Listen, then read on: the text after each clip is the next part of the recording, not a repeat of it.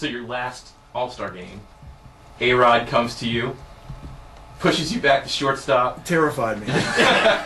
Absolutely terrified me. The biggest thing I thought about was I had an extra inch put on my glove as a third baseman because I felt that I needed, to have, nickname the glove Humongous.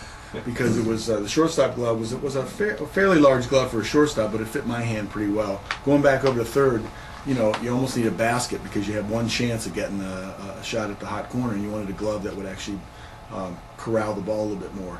And that was my first thought. I haven't taken a ground ball at shortstop. I don't know what it's like to be over here again. And I got this big glove in my hand. What am I going to do with that? And I don't like to be embarrassed in that sort of way. And looking around the stadium, I realized everybody else knew except me, and that wasn't a very good feeling. But in hindsight, it was a very good tribute.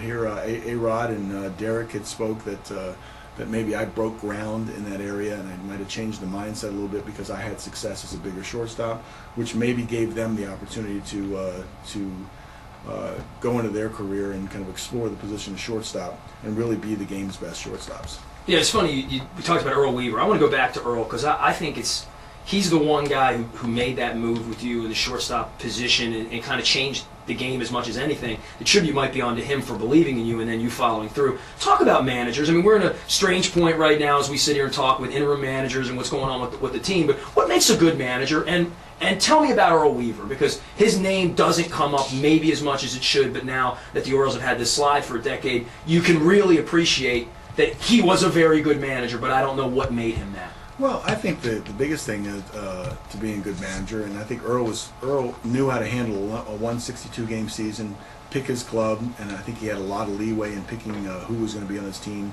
and how he used those players on his team.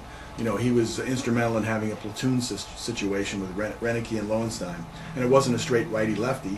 Ripken probably logged more at bats because he could hit right-handers, almost as good as he could hit left-handers, and Lowenstein had people that he just wore out from a right-handed perspective, so it made a good match.